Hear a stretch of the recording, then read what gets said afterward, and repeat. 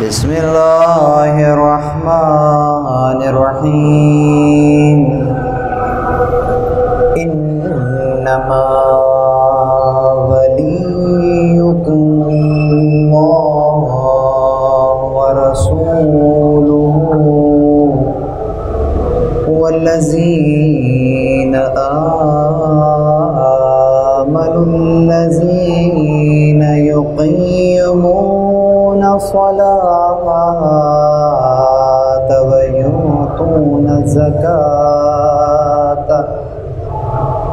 यु'तूना ज़काता व हुम राकिऊन। दुरूद पढ़ें।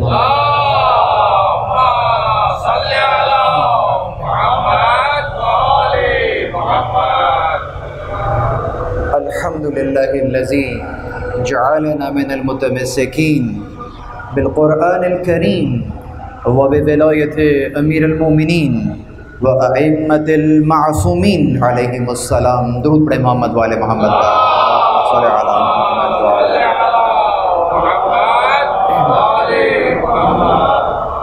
तमाम तर तारीफ़ें खुदाए वहदहू ला शरीक के लिए, दुरूद और सलाम मोहम्मद और अहले बैत मोहम्मद अलैहिस्सलातु वस्सलाम की ज़वात मुक़द्दसा पर हम्द है उस खुदा की कि जिसने हमें और आपको क़ुरआन करीम, विलायत अमीरुल मोमिनीन और दीगर आइम्मा अलैहिमुस्सलाम की विलायत से मुतमस्सिक किया। 1441 हिजरी इमाम बारगाह चाहरदा मासूमीन में अशरा मजालिस की ये पहली मजलिस है और इन मजालिस का जो उन्वान करार दिया गया है वो निज़ाम-ए विलायत है। यकीनन ये एक ऐसा मौजू है कि जिसके ऊपर अगर कई अशरे भी पढ़ा जाए तो कम है। अपनी कम इल्मियत का एतराफ़ करते हुए, ये बात कहते हुए मुझे कोई झिझक नहीं कि यकीनन ये एक समंदर है और अभी हम इस समंदर के साहिल पर ही खड़े हुए हैं, अभी पाँव भी नहीं भीगे हैं। ये जिस वादी में हम इंशाअल्लाह सफ़र करने जा रहे हैं, ये वादी आम वादी नहीं है, मुक़द्दस तवा। ये एक मुक़द्दस वादी है कि इस वादी में आने से पहले अपनी नालैन उतार कर आना पड़ता है। नालैन उतारने का क्या माना? नालैन उतारना यानी अपनी बिलोंगिंग्स को पीछे रख कर आइएगा। जब इस वादी में आइएगा तो खालिस खुदा के लिए आइएगा। चुनाचे यकीनन हालात को देखते हुए बहुत ज़्यादा गहरी और दक़ीक़ गुफ्तगू का आगाज़ कम अज़ कम आज तो नहीं करूँगा, लेकिन वक्त से फ़ायदा उठाते हुए चंद गुजारिशात ज़रूर करूँगा कि जो कि मेरी इन मजालिस का मुक़द्दिमा करार पाएगा। अज़ीज़ों, हम अपनी रोज़मर्रा की ज़िंदगी में बहुत सारे काम अंजाम देते हैं, इबादात अंजाम देते हैं। इबादात के अंदर मुख्तलिफ़ अंदाज़ की इबादत है कि जो हम और आप करते हैं। मसलन नमाज ही को ले लीजिए, दिन में 5 मरतबा आप नमाज पढ़ते हैं, लेकिन ये बतलाइए कि अगर 2 अशख़ास अलग अलग नमाज पढ़ रहे हैं, पहले शख्स ने भी 2 रकत नमाज पढ़ी है, दूसरे ने भी 2 रकत ही नमाज पढ़ी है, ये बतलाइए कि क्या ये ज़रूरी है कि इन दोनों की ज़ाहिरन नमाज तो एक जैसी है, लेकिन सवाब भी क्या ज़रूरी है कि एक जितना बराबर दिया गया होगा? भाई अगर अमल एक सा है तो जज़ा भी एक सी होनी चाहिए। क्या जवाब है इसका? यकीनन आप कहेंगे कि हाँ, यकीनन अमल एक जैसा ही है, लेकिन ज़रूरी नहीं है कि जितना सवाब इन्हें मिला है उतना ही दूसरे को मिला हो। अच्छा, अब हो सकता है कि किसी के जहन में यह बात आए कि नहीं जनाब, एक साहब ने बहुत खुशू और खुजू के साथ नमाज पढ़ी, बहुत सीन सौद रा बहुत अच्छी क़िरत के साथ नमाज पढ़ी है, और जनाब नमाज के बाद आधा घंटा ताक़ीबात भी पढ़ी हैं, और वो जो दूसरे साहब आए थे उन्होंने जल्दी जल्दी से बिल्कुल नमाज पढ़ी और अपने काम पर चले गए। तो मुमकिन है आपके जहन में आए कि नहीं, वो जो एक घंटा बैठे थे उनका अजर ज़्यादा होगा। सवाल, क्या ज़रूरी है कि ऐसा होगा? यकीनन आप अब तो देखने में खुशू और खुजू वहाँ ज़्यादा नज़र आ रहा है, लेकिन आप फिर भी कहेंगे कि नहीं, मुमकिन है कि वो जो 2 रकत जल्दी जल्दी पढ़कर चला गया है उसका सवाब इससे कहीं ज़्यादा हो जो कि इन साहब को मिला है। यहीं से मैं एक सवाल कायम कर रहा हूँ कि यकीनन ये फ़र्क किस वजह से करार पाएगा? जवाब, ये फ़र्क मारिफत के दर्जे के एतबार से करार पाएगा। इसीलिए आप और मैं जब ज़ियारत पर जाते हैं तो आपने देखा होगा रिवायात के अंदर, माशाल्लाह, अब तो मुझे बहुत खुशी है कि जिस अंदाज से मोमिनीन ज़ियारत पर जाते हैं, हर एक के पास किताब मौजूद होती है और चंद रिवायात तो किताबों में लिखी हुई होती हैं। अगरचे अगर मैं आपसे कहूँ कि इक़बालुल अमाल, तो हो सकता है बहुत से लोगों ने उसकी ज़ियारत ना की हो उन जिल्दों की, लेकिन कम से कम जो ज़ियारत की किताब मौजूद है उसके अंदर इक़बालुल अमाल से कुछ रिवायात सैयद ने नकल की हैं, वो आपके हाथों में आ जाती हैं। कुछ रिवायात में नज़र आता है कि जनाब अगर कोई ज़ियारत कर रहा है तो उसको एक हज और एक उम्रा मकबूल का सवाब मिलता है। अगर कोई ज़ियारत पे जाता है तो उसको 7 हज और 7 उम्रों का सवाब मिलता है। और एक रिवायत तो इससे भी ज़्यादा है कि 70 हज और 70 मकबूल उम्रों का सवाब फ़कत क़ब्र इमाम हुसैन अलैहिस्सलाम की ज़ियारत से मिल जाता है। तो अब सवाल यहाँ ये पैदा होता है कि ज़ियारत का अमल तो एक है, इन तीनों अफराद ने एक ही अमल अंजाम दिया है कि ज़ियारत पर गए हैं, लेकिन किसी को 1 हज का सवाब मिला, किसी को 7 हज का सवाब मिला, किसी को 70 हज का सवाब मिला। और बात यहीं पर रुक नहीं गई। आपके और मेरे छठे आका हजरत इमाम जाफर सादिक अलैहिस्सलातु वस्सलाम इस रिवायत को भी सैयद ने नकल किया है इक़बालुल अमाल में। फरमाते हैं, मंज़ारा क़ब्रुल हुसैन आरिफन बिहक़्क़िही कमन काना ज़ारल्लाह फ़ी अर्शे। यानी कि जिस किसी ने क़ब्र इमाम हुसैन अलैहिस्सलाम की ज़ियारत की, उनके हक़ को पहचानते हुए, कमन काना, ऐसा ही है कि उसने ज़ियारत की अर्श पर खुदा की।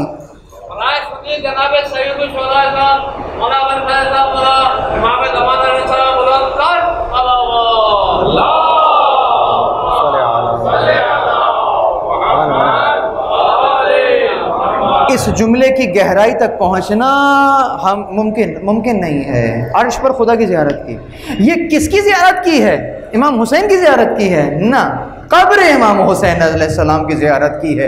यानी उस टुकड़े की ज़ियारत की है जहां आप मदफून हैं। अगर उस टुकड़े की मारिफत के साथ ज़ियारत कर ली है तो ऐसा है कि जैसे अर्श पर खुदा की ज़ियारत की है। खुदा मालूम, अगर इमाम की ज़ियारत मारिफत के साथ हो जाए तो फिर अजर व सवाब कहां पहुंचेगा?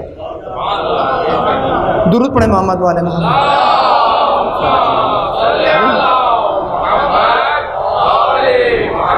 यकीनन ये जो मारिफत की शर्त लगाई गई है, आरिफन बेहक ही, इनके हक को पहचानते हुए अगर ये काम अंजाम दिया है तो फिर ये सवाब मौजूद है। अजीजों, यहीं से मैं आपको ले आता हूं मुहर्रमुल हराम के ऊपर। यकीनन हम यहाँ पर चांद नमूदार हुआ है, आज पहली मुहर्रम है और मोमिनीन मैं देख रहा हूँ तड़प कर इस ख़राब मौसम के अंदर भी निकल खड़े हुए हैं। किसके लिए? फर्श अज़ा के लिए। आपको किसने बुलाया यहाँ पर? आप ये ज़हमतें बर्दाश्त कर कर किसके लिए आए हैं? यकीनन जब बारिश हो रही थी तो जहन में कोई काफ़िला आ रहा था ना, प्यासे रहे जब अकबर बरसी ना घटा कोई, अफसोस करे दुनिया अब ऐसी घटाओं पर। यकीनन जहन में कुछ प्यासों का कारवान और प्यासों का काफ़िला आया होगा। मोमिन उसी को कहते हैं, यकीनन दिल तड़प जाता है। तो आए हैं आप पुरसा देने के लिए, जो कि बहुत ही अहम है, ज़रूरी है इन फ़र्श का बिछाना। लोग नए साल का आगाज़ करते हैं खुशी मनाकर। आप वो वाहिद कौम है कि जो कि नए साल का आगाज़ फ़र्श बिछा कर रही है। गिरिया से नए साल का आगाज़ हो रहा है। लोग खुशियाँ मना रहे हैं और आप गम मना रहे हैं, इसलिए कि इस गम में जो खुशी आपके लिए छुपी है इसको महसूस कोई गैर नहीं कर सकता, आप हजरात ही कर सकते हैं।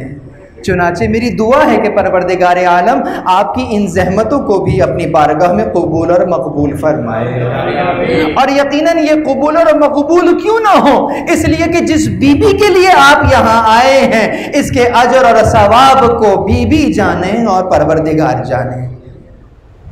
चुनाचे अर्ज ये कर रहा था, जैसे ही मैंने फर्श अज़ा का नाम लिया आपकी आंखों में आंसू आ गए। और क्यों ना आए, एक रिवायत हदिया करूँगा फर्श अज़ा की अज़मत के एतबार से और आगे बढ़ जाऊँगा। इब्न शहाब को जानते हैं ना? इब्न शहाब ताबईन में से हैं। इब्न शहाब जो कि जिन्होंने सहाबा कराम रिज़वानुल्लाह ताला अलैहिम अजमाइन से कस्बे फ़ैज़ किया। कई रिवायात हैं कि जो कि हमारी कुतुब में भी आई हैं, बरादरान की कुतुब में भी हैं। चुनाचे अली इब्न हुसैन अलैहिस्सलातु वस्सलाम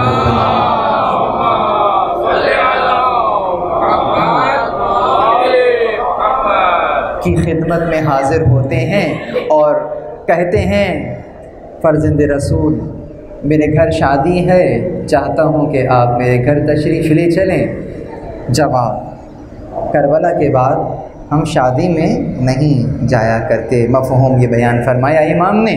उठकर जाने लगे इब्न शहाब, अभी रास्ते में थे, रुक गए। मैं कहता हूँ तौफ़ीक़ परवरदिगार हुई है इब्न शहाब पर। फिर पलट कर बारगाह इमामत में हाजिर हुए और कहा, फ़र्ज़ंद रसूल चाहता हूँ कि आपके बाबा के मसाइब पढ़ूँ, तशरीफ़ लाइएगा। कहा, हाँ इब्न शहाब हम तुम्हारे घर आएंगे। चुनाचा मजलिस बर्पा हुई है। उसका भी खुशी का घर है ना, शादी का घर है, लेकिन आगाज़ में मजलिस बर्पा की है। किस लिए? ताकि वक्त का इमाम मेरे घर तशरीफ़ ले आए। इब्न शहाब की दिल की कैफियत क्या होनी चाहिए मुसलमानों? यानी कि वक्त का इमाम तुम्हारे घर तशरीफ़ ले आए, कोई ऐसा काम अंजाम दो कि वो तुम्हारे आमाल के ज़रिए से शादो खुशनुद हो जाए। तो चुनाचा फर्श अज़ा बिछा दिया, मिंबर पर मरसिया खां को बैठा दिया। मरसिया खां ने मरसिया कहना शुरू किया, मसाइब पढ़ना शुरू किए। इब्न शहाब कहता है, मैंने देखा कि दरो दीवार से गिरिया होना शुरू हो गया। इस कदर शदीद गिरिया हुआ है, इब्न शहाब पर भी खुद पर काबू न रख सका, बेतहाशा गिरिया किया। लेकिन जब गिरिया ख़त्म हुआ है, जब यहाँ पर मरसिया ख़त्म हुआ है, इब्न शहाब ने नज़र उठाकर देखा। क्या देखा? कि जहाँ पर इमाम को बैठाया था वहाँ मिंबर के पास आपका और मेरा आका मौजूद नहीं है। जहाँ नालैन उतारी है इमाम वहाँ तशरीफ़ रखते हैं। इब्न शहाब तड़प कर रह गया, मौला मुझसे कोई गलती हो गई है, मुझसे कोई ख़ता हो गई है। क्या फरमाया इमाम ने? आए इब्न शहाब, अगर तुझे नज़र नहीं आ रहा है तो ये तेरा मसला है। क्या देख नहीं रहा कि फर्श पर कौन कौन आया हुआ है? अरे इस फर्श पर हमारी जद्दा इस फर्श पर आई हुई है। रसूल खुदा फर्श पर मौजूद है। चुनाचे इमाम से बर्दाश्त न हुआ, सैयदा के गिरिए को देख के इमाम नालैन के पास जाकर बैठ गए। इब्ने शहाब यकीनन उस मंजर को नहीं देख सके थे, लेकिन अजीजों आपसे एक जुमला अर्ज करूं, खुदा की कसम अगर बातनी निगाह खुल जाए और फिर इस फर्श पर निगाह की जाए, पहचानना मुश्किल होगा कि हम फर्श पर बैठे हैं या अर्श पर बैठे, फर्श पर बैठे हैं या अर्श पर बैठे हैं। इस गिरिए को समझिए, इस रोने को समझिए। अश्के अज़ा का अज़ा से क्या गहरा ताल्लुक है बस, लेकिन बहुत तवज्जो के साथ सवाल किया जाता है कि रोते क्यों हो, किस लिए रोते हो। हमारा जवाब हमेशा की तरह यही होता है। ये जवाब आपको नहीं बतला रहा, लेकिन ये जवाब तो आपके गैर को बतला रहा हूं, लेकिन इन जवाबों में से एक सवाल आपसे करना है, इसलिए दोहरा रहा हूं। चुनाचा क्या पूछा जाता है, क्यों रोते हो? तो ये एक इंतहाई नामाकूल, गैर माकूल सवाल है कि रोते क्यों हो। अरे ये बतलाओ कि तुम सांस क्यों लेते हो, ये बतलाओ कि तुम सोते क्यों हो, ये बतलाओ कि तुम खाना क्यों खाते हो। यकीनन तुम इंसान हो, फितरत का तकाजा है, तो उसी फितरत का तकाजा रोना है। अजीजों, आपके और हमारे एक बहुत ही जय्यद आलिम गुजरे हैं कि जिनका नाम तो इज़्ज़ुद्दीन हुसैन था, लेकिन उनका तखल्लुस बहाई था, जिनको शेख बहाई कहा जाता है। 10.5 और 11 हिजरी के दरमियान की शख्सियत हैं। इनको मेमारे हरम भी कहते हैं। मुहद्दिस भी थे, माहिर उलूम हदीस भी थे, कलाम पर भी इनका काम है, फ़लसफ़े पर भी इनकी नज़र है, उलूमुल कुरान के ऊपर भी मुख्तसर इनको काम किया है, लेकिन उसके साथ साथ इल्म रियाजी भी ये जानते थे। तो चुनांचे आर्किटेक्ट जिसको आप कहते हैं वो भी ये रह चुके हैं। कई बहुत ही जलीलुल क़दर और मल्टी डायमेंशनल शख्सियत हैं। इन्होंने एक किताब लिखी है दावतुल हुसैनिया, पढ़ने से ताल्लुक़ रखती है। दावतुल हुसैनिया के अंदर इन्होंने गिरिए की अक़साम बयान की हैं और उसमें ये बयान करते हैं कि कितने अंदाज का गिरिया हुआ करता है। ये जो बुका जिसे आप कहते हैं अरबी में, इस बुका की अक़साम क्या हैं, उन अक़साम को इन्होंने मुनक़सिम किया और लिखते हैं कि बुनियादी तौर पर गिरिया की 2 अक़साम हैं। बहुत तवज्जो, जवाब आपके गैर को दे रहा हूं, लेकिन इन जवाबों में से एक सवाल आपके लिए निकालूंगा। हैं?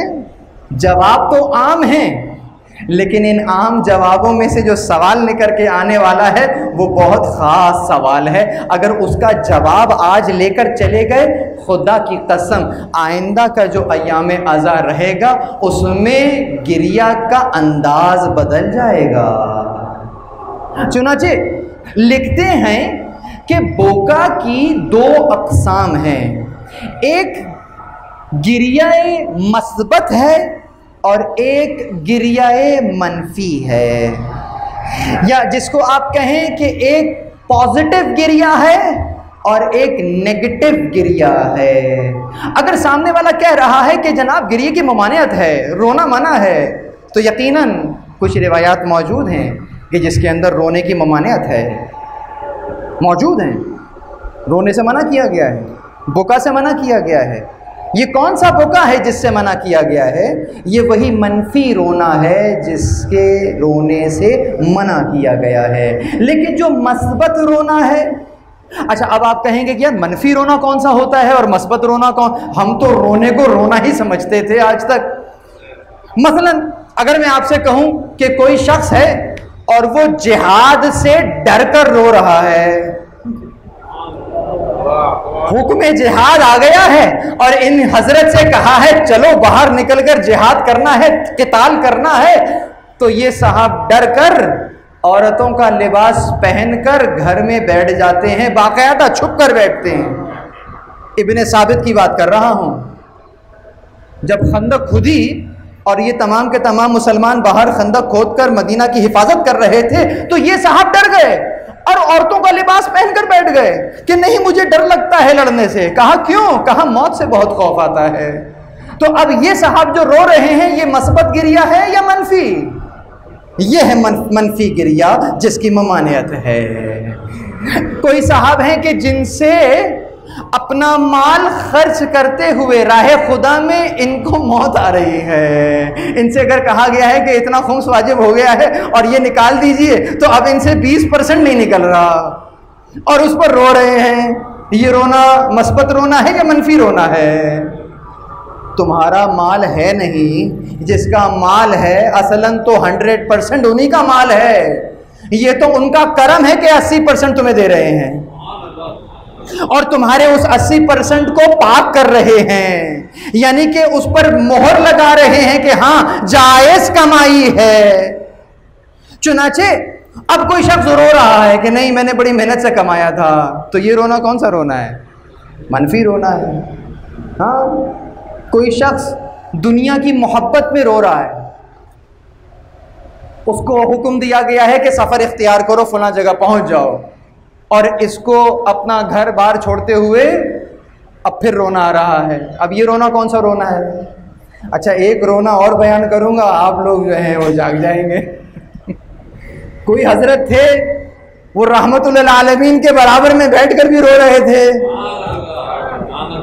और इतना बुलंद आवाज में रो रहे थे कि पैगंबर को चुप कराना पड़ गया कि आहिस्ता, कि तुम्हारी आवाज अगर बाहर चली जाएगी तो हम गार में आए किस लिए हैं? पनाह लेने के लिए, तुम्हारे गिरिया से कहीं। वो तो शुक्र है कि ये फतवा देने वाले उस दौर में नहीं थे, वरना बड़े जलीलुल कदर असहाब पर भी फतवा लगा देते। तो चुनाचे गिरिया तो वो भी गिरिया है। ये कौन सा गिरिया है? मनफी गिरिया है या मस्बत गिरिया है? मनफी गिरिया है। हुज्जत ज़मान के साथ बैठकर खौफ के आलम में रोना। जो इमाम असर व ज़मान जिसे आप कहते हैं, ये इमाम असर व ज़मान फ़कत आपके 1441 हिजरी वाले इमाम तो नहीं है ना। हर हुज्जत ज़मान अपने वक्त का इमाम है, इमाम वक्त भी है, इमाम असर भी है।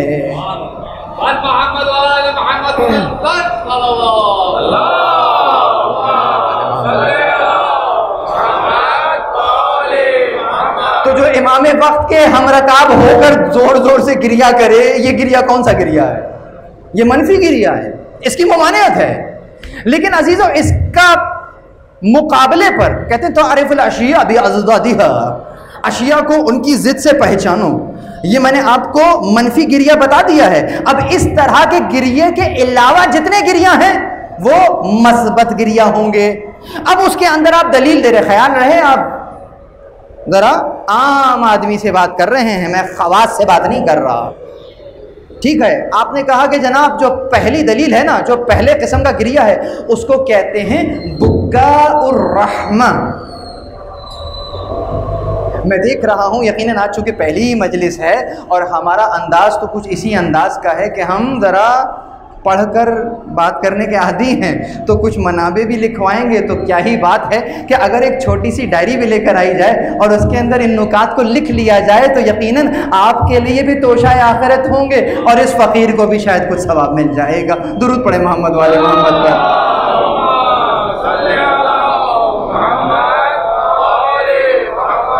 ये हौज़े इल्मियाए हुसैनिया है जो खुल गया है और इसमें बैठे हुए तालिब इल्म क्या आला पाए के तालिब इल्म है कि अगर दूसरी जमात का बच्चा है तो वो भी इस फर्श पर बैठा हुआ है, अगर 100 साल का शख्स है वो भी इसी क्लासरूम में मौजूद है।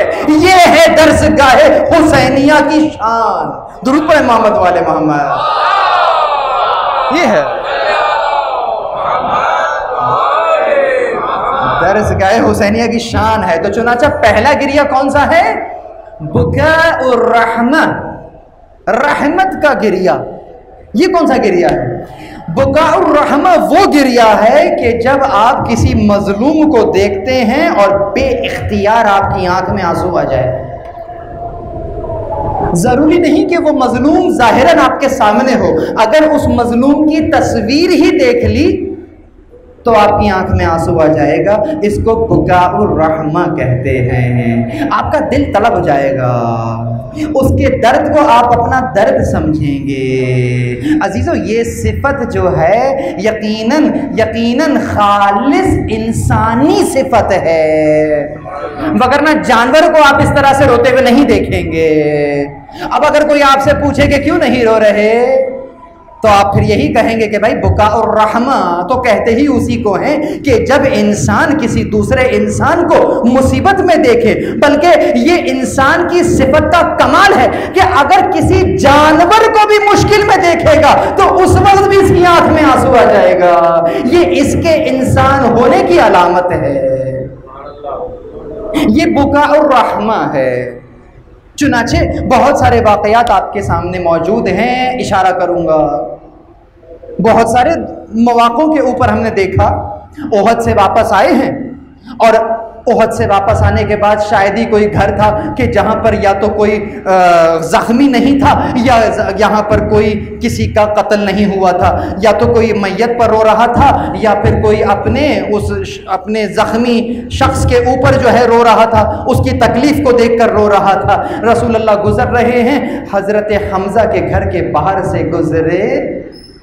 अम्मा लिल हमज़ा फला बाकी अल्लाह, कहा लेकिन हमज़ा, चाचा हमज़ा के ऊपर कोई रोने वाला नहीं है। चुनाचा असहाब ने जब ये सुना तो अपनी औरतों को जाके बयान किया, औरतों ने अपने रोने वालों को छोड़ा, हमज़ा के घर गई हैं और हमज़ा के ऊपर रोई हैं। यहाँ तक कि पूरी रात गिरिया हुआ है, तारीख़ तबरी से पढ़ रहा हूँ, पूरी रात गिरिया हुआ। जब आप तहज्जुद के लिए बेदार हुए हैं, गिरिए की आवाज़ आ रही है। कहा ये कौन रो रहा है? कहा ये मदीना की औरतें हैं, आपके चाचा हमज़ा के घर में मौजूद हैं और गिरिया फरमा रही हैं। आपने दुआ के लिए हाथ बुलंद करे, परवरदिगार इन पर अपनी रहमत नाजिल फरमा, रहमत नाजिल फरमा। बुका और रहमा याद रहेगा। चनाचे ये बुका की पहली किस्म है। दूसरी किस्म बुका की है बुका उल फुक़दान। बुका उल फुक़दान, फे काफ दाल अलिफ नून, फ़क़दा, किसी शय को मिस करके रोना। अल्लाहुम्मा इन्ना नश्कु फ़क़द नबीना व ग़ैबत बलीना। ये जो आप शिकवा करते हैं, ऐ परवरदिगार हम तेरी बारगाह में शिकवा करते हैं, किस चीज़ का? फ़क़द नबीना, कि नबी की जो गैर मौजूदगी है मेरे दरमियान, मैं उसका शिकवा कर रहा हूँ। वह ग़ैबत वलीना, और एक दूसरी तरफ से एक और तुरुक से ये दुआ इस तरह से भी आई, वह ग़ैबत इमामिना। वली का लफ्ज़ भी है, इमाम का लफ्ज़ भी है, मैंने दोनों बयान कर दिया ताकि ये भी रिकॉर्ड हो जाए। तो चुनाचे आपने इमाम की गैबत पर भी शिकवा किया। लेकिन अजीज़ों, लेकिन अपने ऊपर गिरबान में झांकने के बाद कि मैं शिकवा कर रहा हूँ, क्या मैं इस पोजीशन में हूँ कि मैं खुदा से शिकवा करूँ कि मेरे इमाम जो है वो गैबत में है? ये लम्हा फ़िक्रिया है। ख्याल रहे कि अभी जवाब जो है वो आम आदमी को दिया जा रहा है। ये बुकाउल फुक़दान कब होता है? मसलन अगर कोई शख्स अपने बच्चे के लिए पेट काट कर पैसा जमा करे कि मैं इसको पढ़ाऊँगा लिखाऊँगा और इसको उस मुकाम पर ले जाऊंगा कि जहां पर ये एक कामयाब शख्स की हैसियत में पहचाना जाए। ये पूरी ज़िंदगी अपने इस बच्चे को पढ़ा रहा है, लिखा रहा है, इसकी ज़रूरतों को पूरा कर रहा है। ये बतलाओ ज़रा दिल पर हाथ रख के, अगर ग्रेजुएशन सेरेमनी से 2-4 दिन पहले इसके वालिद का इंतकाल हो जाए और अब इसको डिग्री दी जा रही हो स्टेज पर, तो इसकी आंख में आंसू आएंगे या नहीं आएंगे? ये जो गिरिया है, जो बेसाख्ता आंख में आंसू आएगा, ये किस बात का गिरिया है? क्या उनके बाबा पर कोई जुल्म हुआ है? नहीं, जुल्म नहीं हुआ है, लेकिन गिरिये के लिए आंसू सिर्फ तसव्वुर काफी होगा। खुशी की शायद देखेगा लेकिन आंखों से गिरिया होगा। क्यों? ये है बुका उल फुक़दान, कि इसने अपने उस अजीज को यहां पर मिस किया है, और इस मिस करने पर फितरतन इसकी आंखों में आंसू आ गए हैं। इसका मुसलमान होना भी जरूरी नहीं है, इसका इंसान होना जरूरी है।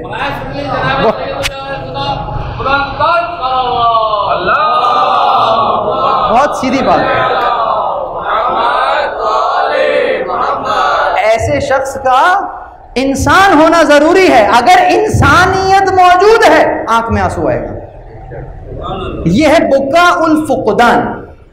चुनाचे हमने देखा है बहुत सारे ऐसे मौके होते हैं, खुशी का मौका है, बरखुरदार की सेहराबंदी होने वाली है, अभी अचानक जैसे ही सेहरा सामने आया इन्होंने रोना शुरू कर दिया।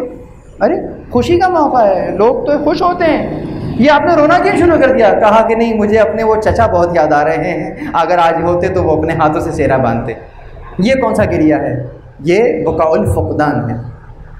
तीसरे किस्म का गिरिया, गुफ्तगू सकील तो नहीं है ना?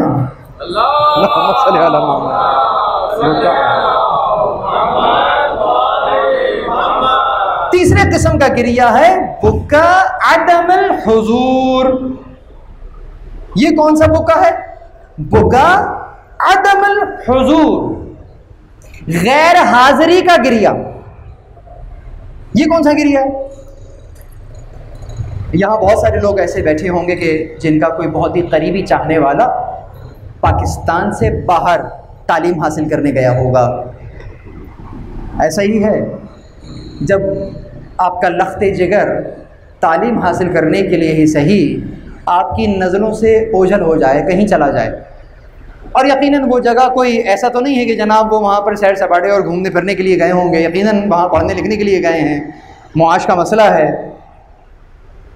कोई साल के बाद, 2 साल के बाद वो वापस आया, और आने के बाद उसने अपने 2-3 वाक़यात बयान करना शुरू किए कि अब्बा जान, मुझ पर एक वक्त ऐसा आया था कि मेरी जेब में इतने पैसे थे कि या तो मैं एक वक्त की रोटी ख़रीद लूँ या फिर मैं बस का किराया ले लूँ। तो मैंने क्या किया कि मैंने रोटी ख़रीद ली और इतना सफ़र मैंने पैदल चल कर किया।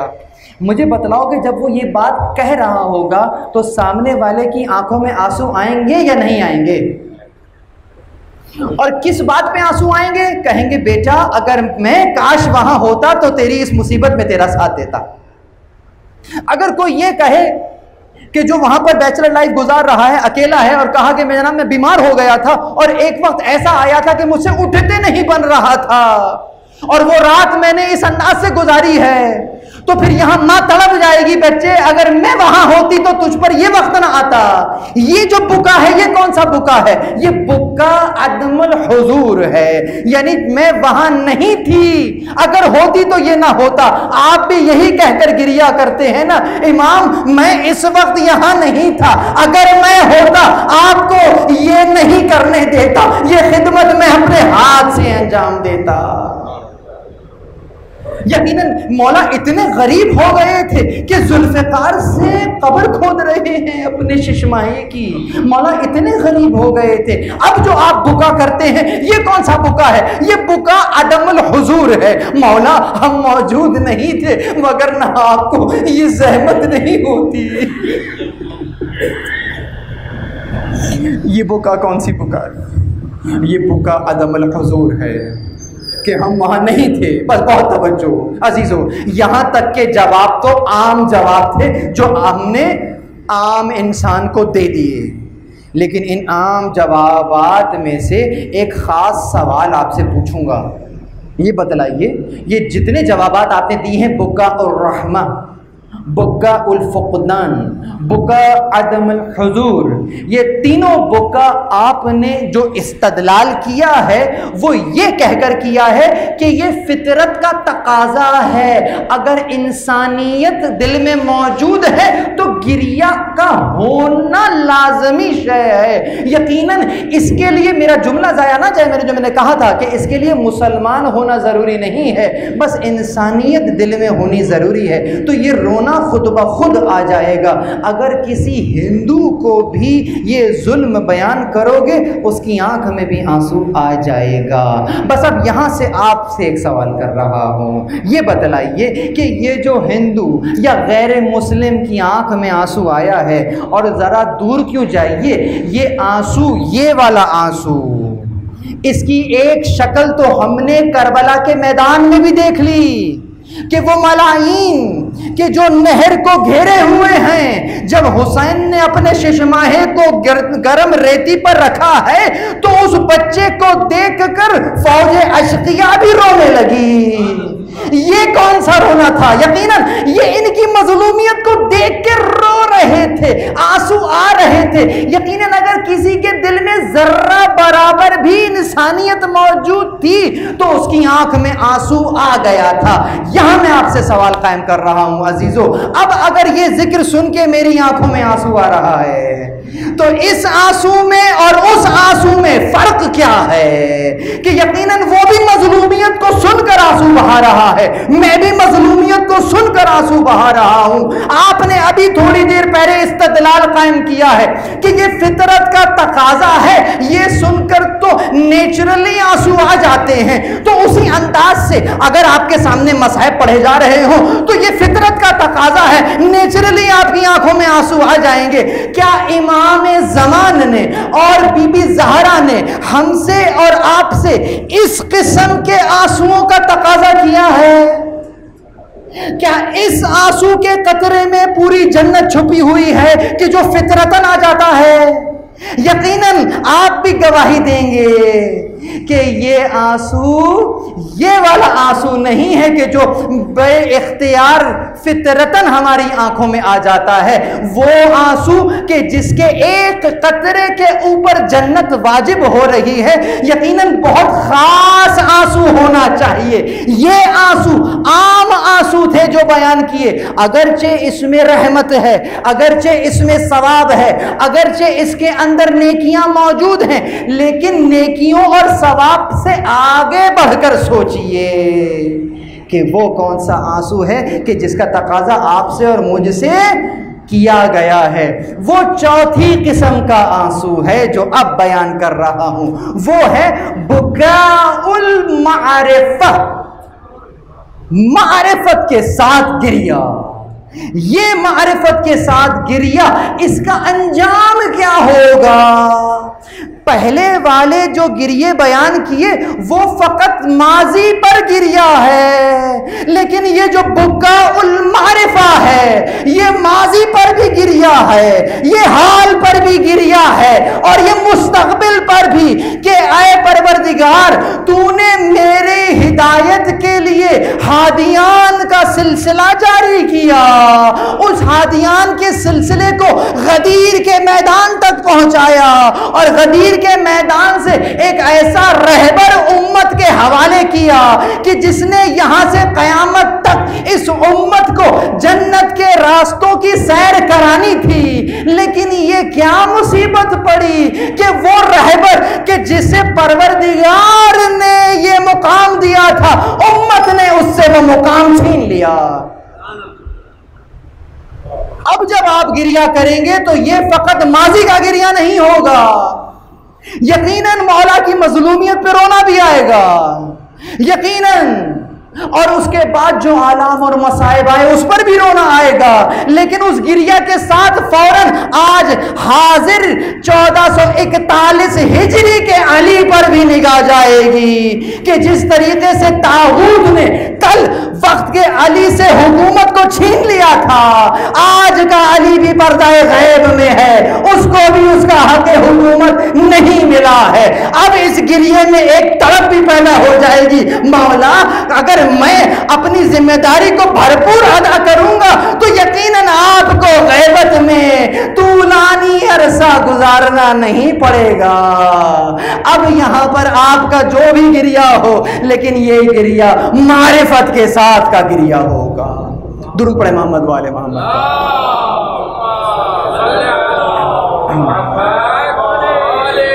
मारिफत का गिरिया। चुनाचे अब जब भी कोई शायर इस्लामी को देखेंगे, मसलन नमाज को देखेंगे, तो आप का जहन इमाम ज़मान पर चला जाएगा।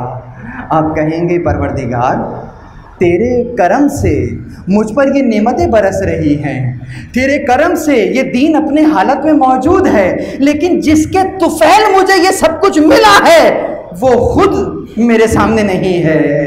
अब आप गिरिया करेंगे, यहाँ तक कि कोई भी मौका आए, यहाँ रमज़ान का चांद देखा आपने फिर गिरिया किया, मौला एक और रमज़ान आपके बगैर आ गया।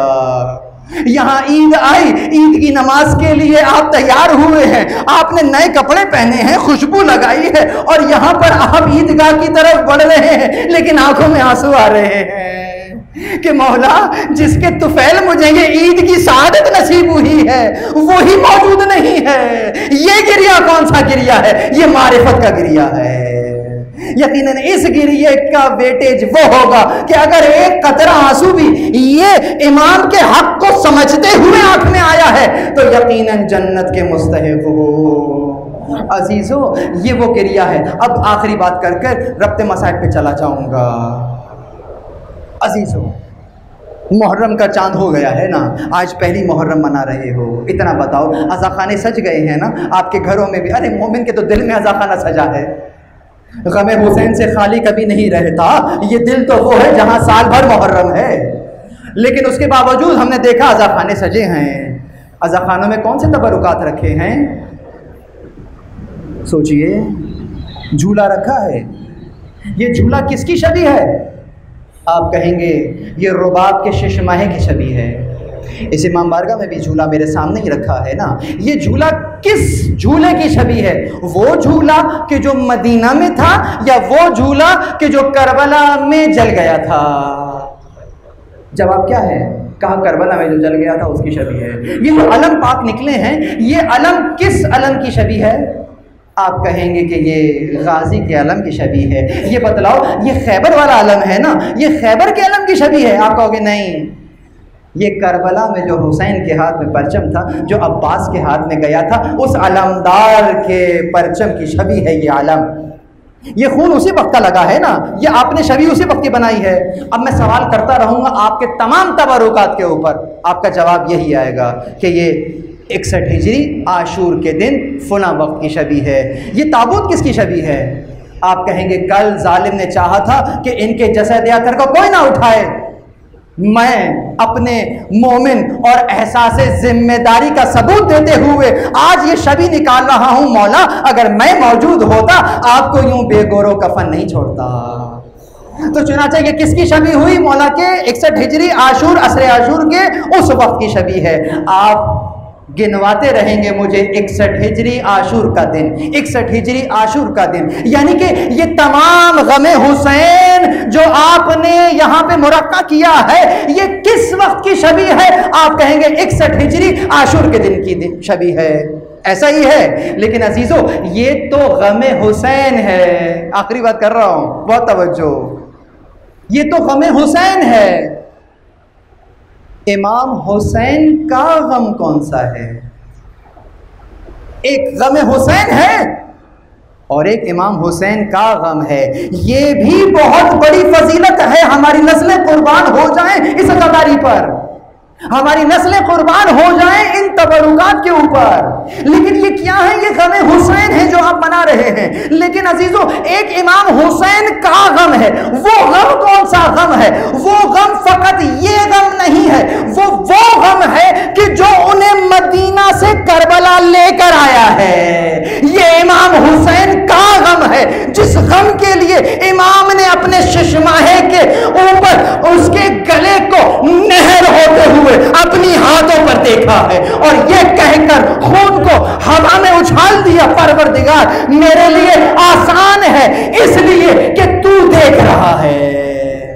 नफसुल महमूम से मैंने ये जुमला पढ़ा है कि मेरे लिए ये आसान है इसलिए कि तू देख रहा है। यानी ये गमे हुसैन जितनी भी आपने शबीह बनाई हैं, ये इमाम हुसैन के गम को बर्दाश्त करने के जरिया बनी है। यानी कि इमाम का गम इतना बड़ा गम है कि ये गम बर्दाश्त है, वो गम बर्दाश्त नहीं है।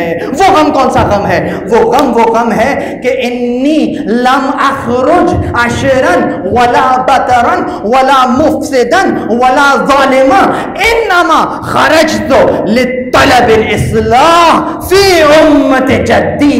मैं निकल रहा हूं इसलिए ताकि अमर बिल मारूफ व नहीं अनिल मुनकर करूं। ये मोहम्मद हनफिया को कहा था। और यहां पे करबला के मैदान में आकर जब खिताब करते हैं तो कहते हैं, क्या तुम देख नहीं रहे हो कि सुन्नतें पामाल हो रही हैं? क्या तुम देख नहीं रहे हो कि शायर इस्लामी का मजाक उड़ाया जा रहा है? बस अजीजों, अब अगर कहीं भी कोई शायर इस्लामी का मजाक उड़ा रहा हो, समझ जाना कि जाहिरन तो लिबास कोई और पहना हुआ होगा, लेकिन पीछे वही फिक्र छुपी हुई है कि जो यजीदी फौज में लोग मौजूद थे, शायर इस्लामी की बेतरामी कर रहे थे, नमाजों पे नमाजें भी पढ़ रहे थे।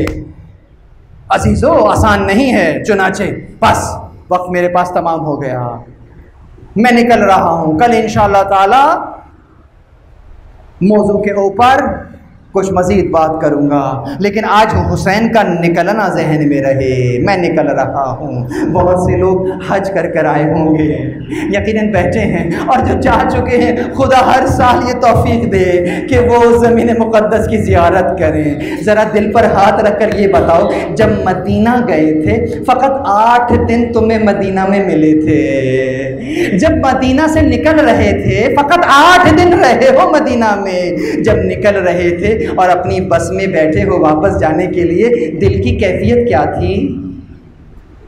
ज़ायरीन की दिल की कैफियत ये होती है कि कभी इस खिड़की से झांकते हैं, कभी उस खिड़की से झांकते हैं और देखते हैं हाँ मस्जिद नबवी के मीनार नजर आ रहा है। अरे यहाँ से गुंबद की एक ज़ियारत और हो जाए। तुम 8 दिन मदीना में रहे हो, तुमसे मस्जिद नबवी से विदा नहीं हो रहा। अरे वो हुसैन के जो रहे हैं वही मदीना में, जो उन गलियों में रसूल के कांधों पर सवार होते थे।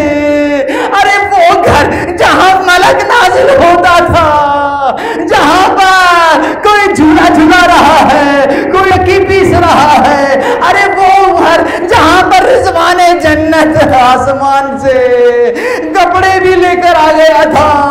अरे उस मदीना को हुसैन विदा कर रहा है। मुझे बतलाओ सैयद शोहदा के दिल की कैफियत क्या होगी?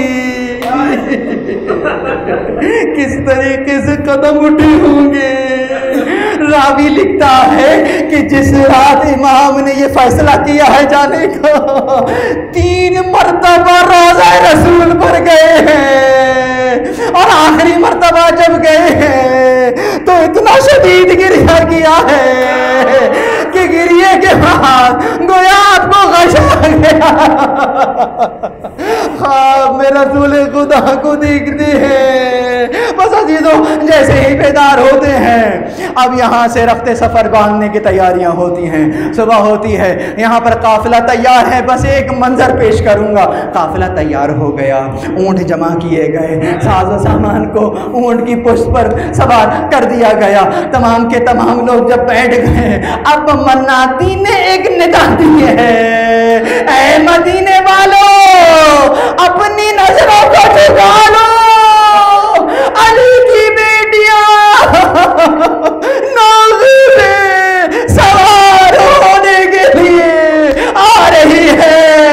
अली की बड़ी बेटी किस शान से बैत शरफ से निकली है। सामने गाजी अब्बास है, पीछे अली अकबर है, बाजू इमाम हुसैन अलैहिस्सलाम ने पकड़ा हुआ है। आहिस्ता आहिस्ता किस शान से अमारी की तरफ आई है, किस तरह सवार किया है। अली अकबर ने महमिल का पर्दा हटाया है, गाजी अब्बास ने अपने जानू को पेश किया है, मौला हुसैन ने कांधा पकड़कर ज़ैनब को सवार किया है। मैं कहूँगा मौला एक बार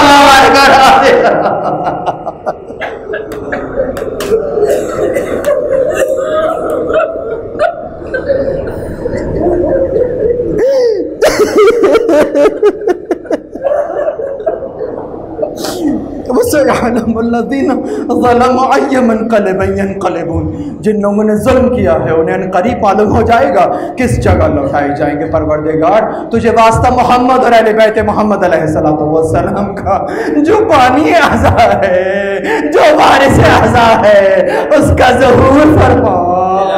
परवरदिगार हमारे अमाल के जरिए से हजरत के दिल को शाद और खुशनुद फरमा। परवरदिगार तुझे वास्ता मोहम्मद और अहले बैत मोहम्मद अलैहिस्सलातु वस्सलाम का, जितने आज़ादार इस वक्त फर्श अज़ा पर मौजूद हैं उनके गुनाह ने कबीरा और सगीरा को माफ़ फरमा। परवरदिगार मैंने शहजादी के मसाइब पढ़े हैं, खुदा मालूम किसके बराबर में ये शहजादी जन्नत से अश्के आज़ा जमा करने आई है। हमारे अश्कों को वो मुकाम इनायत फरमा कि इनके रुआन में जगह पा सके। परवरदिगार यकीनन हमारे जो मरहूम हो चुके हैं उनके दर्जात आली हैं, मुताली फरमा। शुहदाए मिल्लत जाफरिया के दर्जात को आली फरमा। परवरदिगार जो बीमार हैं उनको शिफाए कामिला व आजिला इनायत फरमा। बहुत से मोमिनीन ने दरख्वास्त की है कि उनके बेहतर रोज़गार के लिए उनकी मुश्किलात को आसान फरमा।